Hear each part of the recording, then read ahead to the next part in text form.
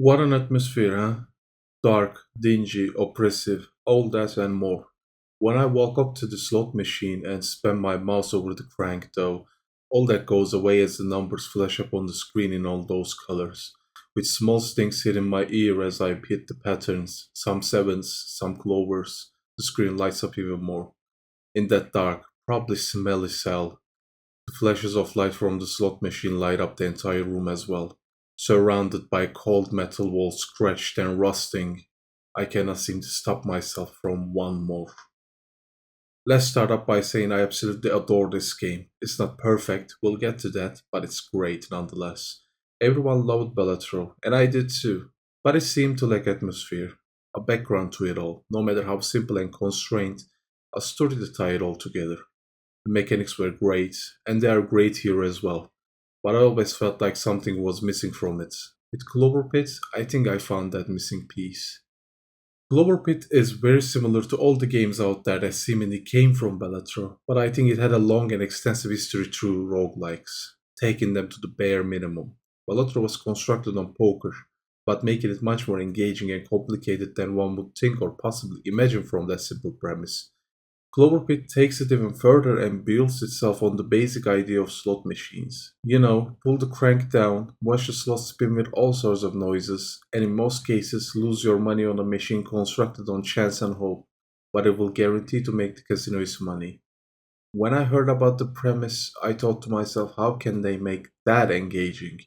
And my main interest in the game rose from that idea. I bought it, it was pretty inexpensive, and I gave it a shot. So, let's see if they managed to make such a simple premise of a slot machine engaging, or if they failed. Well, let me give you a big spoiler. They didn't fail. The mechanics and everything around the game made such a simple premise one of the most fun I had in a while with similar games. The mechanics are focused on spinning the slot machine a number of times with one round and having a number of rounds to make a certain amount of money and deposit it.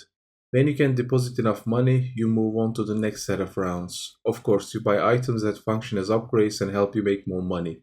Items synergize with each other, push towards playing the game a certain way, and the number of styles of gameplay you can get out of it does make the game very engaging, far longer than one would think when looking at the game from the outside. When looking at the premise and different playstyles, the game reminds me of Luck Be a Landlord a lot. Another game built on the premise of playing the slots. However, that game also had the missing piece I think Bellator had as well. An environment and an atmosphere around the main gameplay cycle. How does Clover Pit go around doing that? For starters, you are in a cell, with a voice speaking to you from a speaker. The voice that tells you to deposit the money in time, or you will surely meet your demise from the trapdoor under your feet that is ready to open up and drop you into the darkness at any time. You have no choice but to play, get better, and try to escape this cycle of playing the slots, depositing the money, buying more upgrade, and it goes on and on.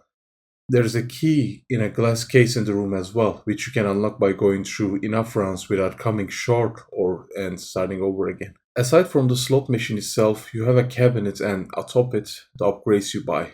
You buy the upgrades using another currency, basically dollars, that you can get at the end of every round. You can also get more of the currency if you finish depositing the entire debt before the deadline is over, with rounds still left. With every round you skip, you get more. Doing that too much might make your debt you have to pay too high before you are ready with your items and gameplay, though, so tread carefully. There is also a phone on the wall that will be ringing at the start of every deadline, and if you answer, you can choose one of the upgrades it presents to you, reroll the choices using the green currency, or skip and don't take any upgrades. You also have a wardrobe with four different locked sections. You can unlock these as you get the key at the end of every round. You see, that key does not open the reinforced steel door on the left side of the room, not just yet, but opens one of the locked drawers. You can put your bought items there, and they will not hold a space for the number of items you can buy, because you have a limit on how many items you can have at once.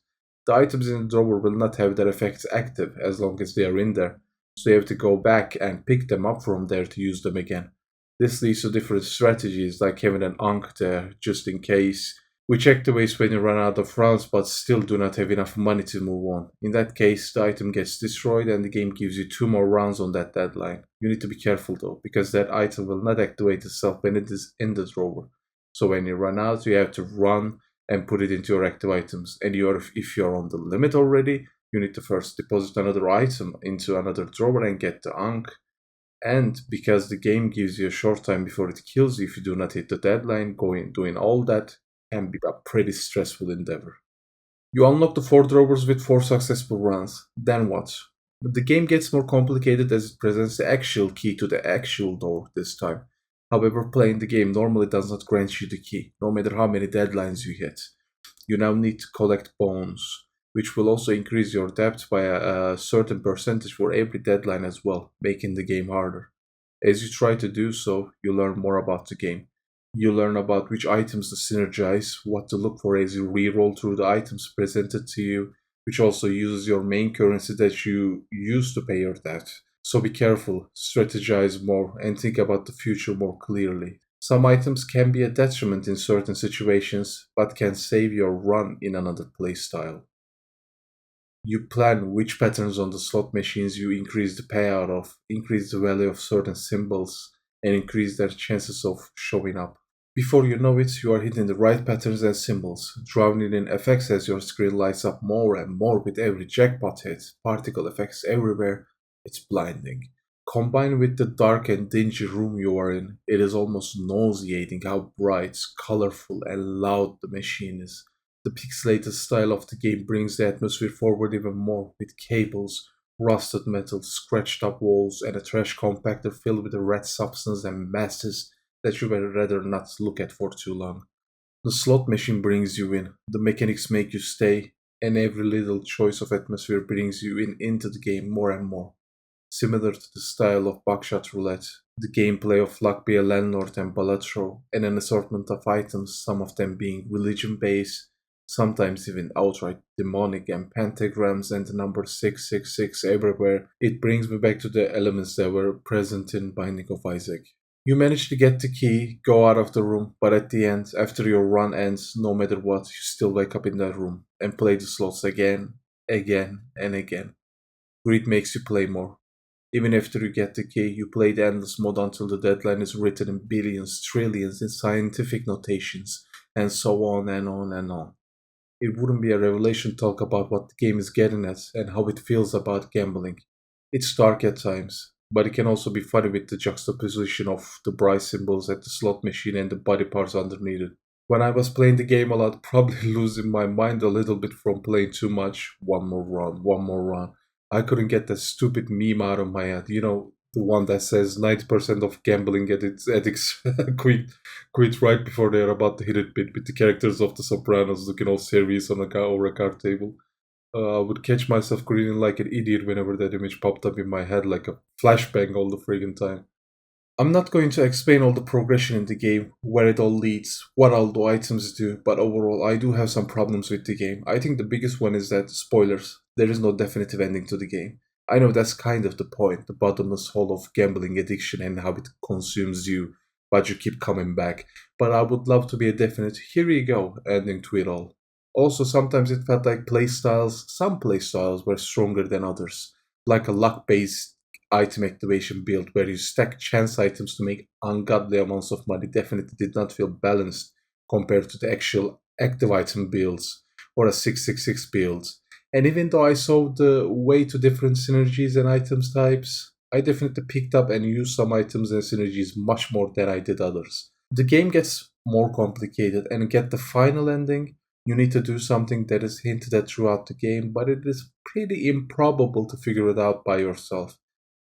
You unlock cards that you gain by getting enough money for the deadline you are not even at yet, and completing that deadline when you get to it without playing in the rounds. And those cards change up the game, bring new difficulties and playstyles into the whole thing.